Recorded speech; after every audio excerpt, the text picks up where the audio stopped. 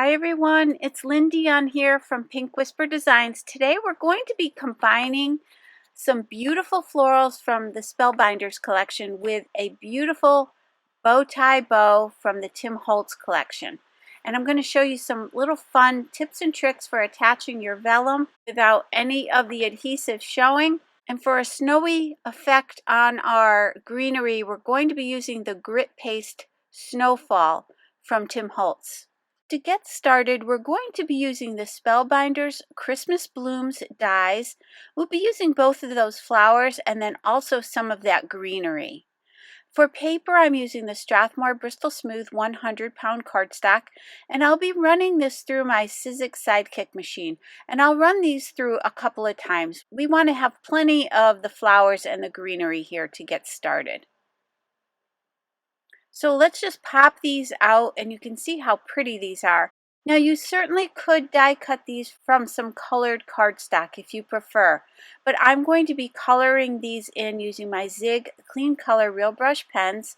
And you can see here I'm starting with the Blossom Pink. And I'll have those colors listed in the upper left hand corner as we go along. And these are water-based markers, so I'm just going to apply that color right down the center. And then I'm using my Zig blender pen to blend these out. And what's nice here is that ink, there is lines created on these dies when you run them through. So you're going to get these really pretty veins in these flowers. And I'm tucking that ink right down into those veins and then pulling it out to the edges, which is going to leave those veins nice and dark so they'll really stand out. Now you could use water here to do your blending as well, and that could give you a little bit of a softer look. But again, you could use your colored cardstock and just add a little shadowing with some of your distress inks. Now I've switched over to the green gray and the dark green. And for the flower, I just used the one color, but here on these leaves, I'm going to use the two. And I started with the lighter color, and then I added that darker color right down the center of these leaves. And then I'll just pull both of those colors out towards the edges. And you can keep coming back in with more color if you want to do some more shadowing. So let's switch to the smoky yellow and the evergreen. And here again, I'm going to add that lightest color first. Then I'll add a bit of that darker color down the center and pull it out towards the edges. So I'm just trying to give my greenery some different colors of green, just to make this little floral arrangement a little bit more interesting. So again, you can add more layers, darken up that center, and then just pull out towards the edges. And we are going to be giving these kind of an icy, wintry, snowy look, and I'll show you that here in a second. And just a quick mention that all of the products I'm using today are listed down below and also on my blog. So I did the same thing for the other little sprigs, and now I've got the Distress Grit Paste from Tim Holtz. And this is this beautiful snowy texture. And it is a little bit gritty, which is really nice. It's going to give a lot of texture to these little sprigs. And it does dry clear. It will kind of give it like a frosted kind of effect. So it won't dry white, it will dry clear. And I'm putting quite a bit on here. I'm using my little spatula and I'm adding quite a bit onto these little leaves. And we'll be adding some to those flowers as well. And then you do want to let this sit and dry. So I'll walk away from this for a while after I place this down and let these dry completely. And it's got that pretty sparkle in it. So again, it's going to look frosty. It's going to look glass-like. And then on the petals for the flowers, I'm just adding it right to the tips of those petals. And I'll do that for all of those. So now I've got the Spellbinders embossing folder. This is called Forevergreen. And this has got these beautiful pine branches all over. So I've got a piece of vellum paper. This measures 5.5 by 5.25. And this is this beautiful see-through paper. And I'm going to line this up down the center. So that will leave about a 1/2 inch on each side. So I'm centering it and then I'm running it through the die cutting machine. And you'll want to use the directions for your specific machine. You don't need a lot of pressure when it comes to the vellum paper. But look at the gorgeous results that we get. So now I want to create 2 little tabs here. I'm going to score at the 1/2 inch mark. So I'm going in 1/2 inch on the right side and in 1/2 inch on the left side. So that center portion of the vellum will fit on a standard A2 size card. So these little tabs that we're creating are so that we can wrap that vellum right around to the back side. That way none of our adhesive will show on the front. So this white panel is 5.5 by 4.25. I'm using that double-sided tape on each side of that panel right on the back, and then we'll fold these tabs over. And that is going to hide any adhesive on our vellum paper. So this is a really fun little trick for hiding your adhesives because it's very difficult to do that with the vellum. Any adhesive always seems to show through, but this way you can tuck it in behind there, and this will give your card a nice, clean, finished look. So I'm going to press those over and fold them right on those score lines, right around to the back. And I'll do the same thing for the other side.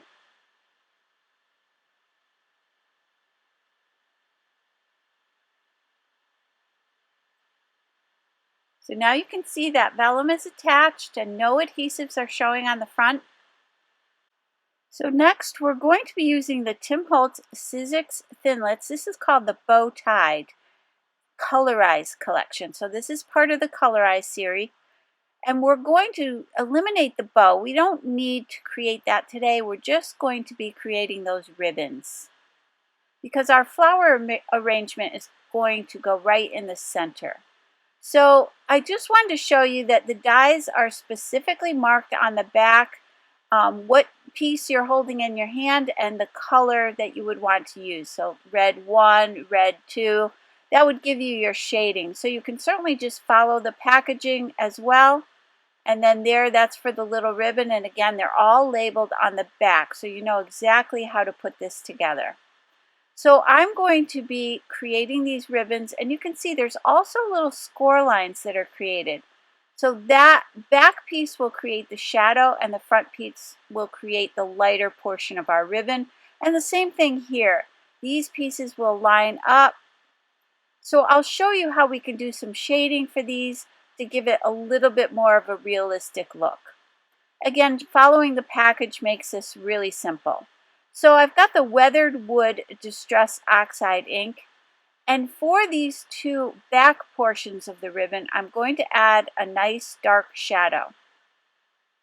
I'm using a sponge dauber, and I'm just going to place some of that ink right along the edges. We don't need to ink the entire piece because that won't show. Just this shaded, shadowy part of the ribbon is going to show. So I'm going to do that for both of these pieces. Now a little bit later on, I'm going to let this dry and then I will come in with to darken that up just a little bit more. So let's set those 2 aside to dry, and then for the top part of the ribbon, I'm going to keep it very light. So you can see there I just blotted off some of the ink onto a paper towel, and I'm just going to keep it a little bit lighter. Now here's where I noticed that shadowing on this back piece wasn't dark enough. So I'm going to come back in over top and add a little bit more of a shadow just for a little more contrast. Now again, here I'm doing the top part of the ribbon, so I'm blotting off that sponge dauber and just applying kind of the leftover ink there.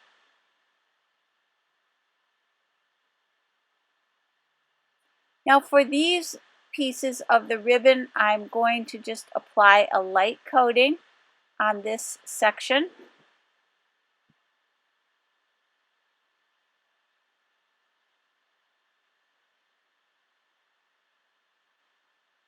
And then these will sit right on top. So there's 3 different sections to this ribbon. And again, I'm just adding a light layer, and then I'm going to add a little bit of a shadow here. And I'll show you how that lines up in a second. So again, the light layer, then a little shadowing in that little notch.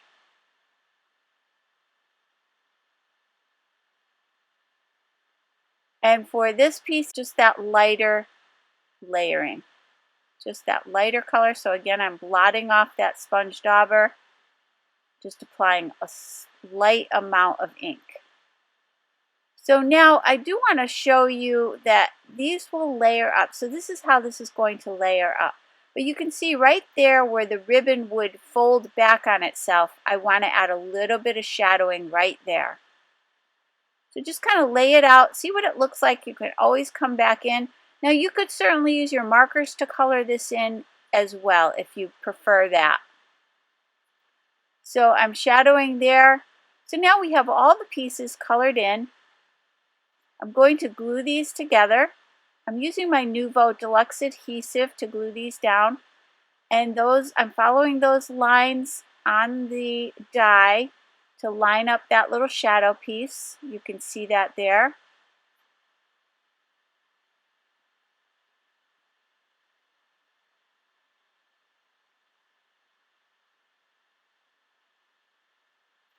Now these, again, this little part of the ribbon has 3 pieces to it, so let's go ahead and attach those.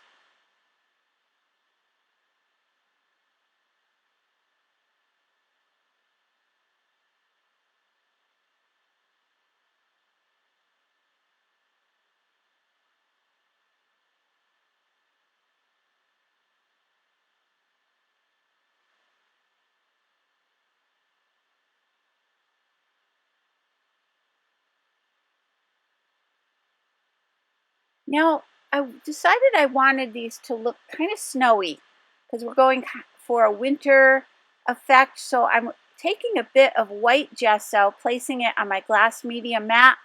I'm going to spritz that with a little bit of water from my distress sprayer. I'm placing this on an acrylic block. I'm going to just flick that down onto the ribbon. I wanted to get a lot of spattering and I wanted it to be fairly tiny, and you can see that there. And next, I'm going to just attach that vellum to the card just before we start building our little flower arrangement. So I've just got a pick tool here, a little craft pick, and I'm going to place a little bit of that adhesive on there. Just something long enough so I can slide some adhesive down into the center of this panel.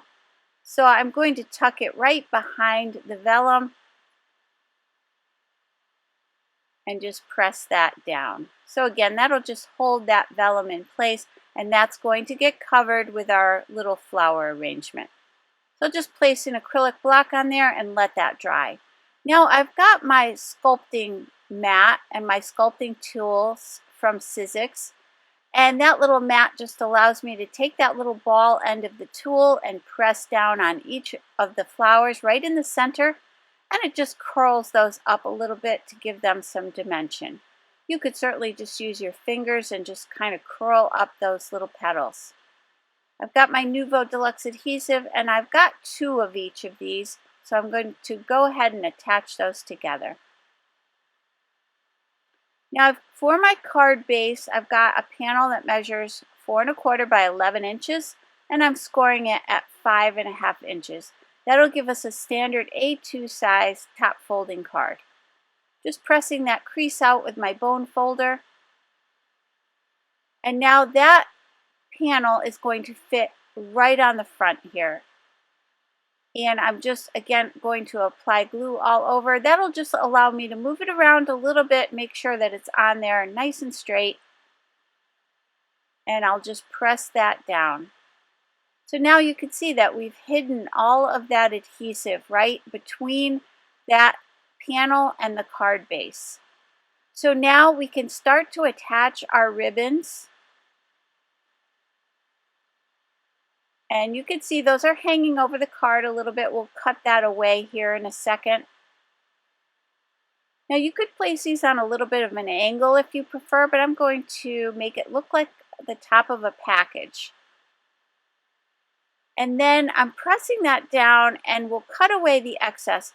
Just be careful when you're cutting away that excess that you don't cut into that vellum on the side there. You don't want to cut a little slit into that. So kind of take your time there as you're cutting that away.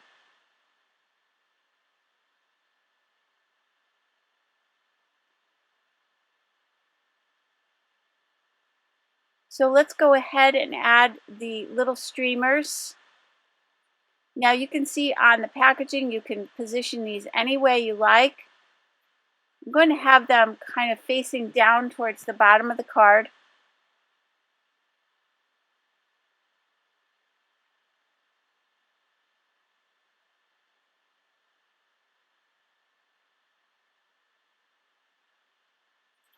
And now let's grab those flowers and those little sprigs. Everything is dry now.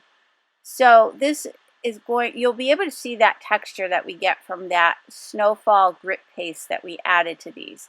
So I'm going to just position down the flowers first, and then I'll start tucking in my greenery. Now you can play around with this. Sometimes what's easiest to do is kind of lay it all out and then take a picture of it with your phone, and then you can refer to that. Once you get that layout that you're looking for, you can just follow along with what you've already taken a photo of. So that makes it a little bit easier. Now you can just wing it. I'm just here just starting to tuck things in here and there. I just want to fill in. So when you're die cutting your greenery, take that into consideration as to how much or how little you're going to be wanting, how big you want that little cluster of flowers to be. You could add a couple more flowers here if you like. And again, I hope you can see some of that texture that we have. That grit, that Snowfall grit paste is just absolutely gorgeous. It looks icy. And I'll give you a closer look at that at the end when I show you the finished card. Now I did decide to add a couple little white sprigs. So I went back and die cut these. I just thought it needed a little bit more, but I didn't want to add any more of the green. So I decided to die cut some white pieces. And I'm just going to tuck those in, and then we'll add a little glitter to these. And you can see that fills in really nicely. I really like that touch of white. So what I've got to add the glitter is my Wink of Stella clear glitter pen, and I'm going to add that pretty glitter to all of these white branches.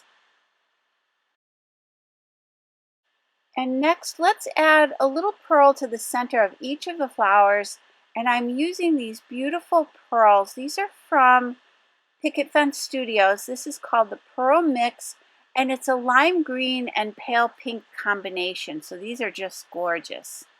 So let's take a closer look at the finished card. You can see that beautiful embossing and no adhesive showing there at all.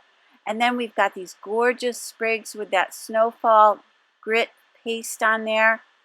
And I just love how this looks. Now keep in mind that you could certainly change this up using the same design and change up your flowers. So you can kind of customize it to any floral arrangement that you like to use. So I really hope you enjoyed today's video. If you did, please hit the like button and subscribe. And don't forget to hit that notification bell so that you don't miss a single video. Thank you so much for joining me today.